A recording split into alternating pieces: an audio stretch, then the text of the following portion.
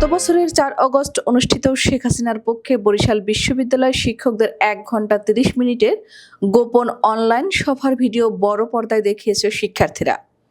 গতকাল মঙ্গলবার বেলা 1টায় বিশ্ববিদ্যালয়ের গ্রাউন্ড ফ্লোরে এ ভিডিও বড় পর্দায় দেখায় ফ্যাসিবাদ বিরোধী সংঘ নামে একটি সংগঠনের বরিশাল বিশ্ববিদ্যালয়ের শিক্ষার্থীরা।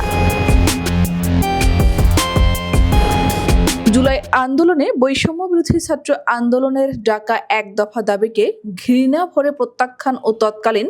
প্রধানমন্ত্রী শেখ হাসিনার গদি বাঁচাতে বরিশাল বিশ্ববিদ্যালয়ের শিক্ষকদের ডাকা এক মিটিং সামাজিক যোগাযোগ মাধ্যম ফেসবুকে ছড়িয়ে পড়লে সারা দেশব্যাপী তুমুল সমালোচনার ঝড় শুরু হয়, যা নিয়ে শিক্ষার্থীদের মাঝে নেতিবাচক প্রতিক্রিয়া দেখা দিয়েছে। গত বছরের 4 আগস্ট অনুষ্ঠিত 1 ঘন্টা 30 মিনিটের ওই ভিডিওতে দেখা যায়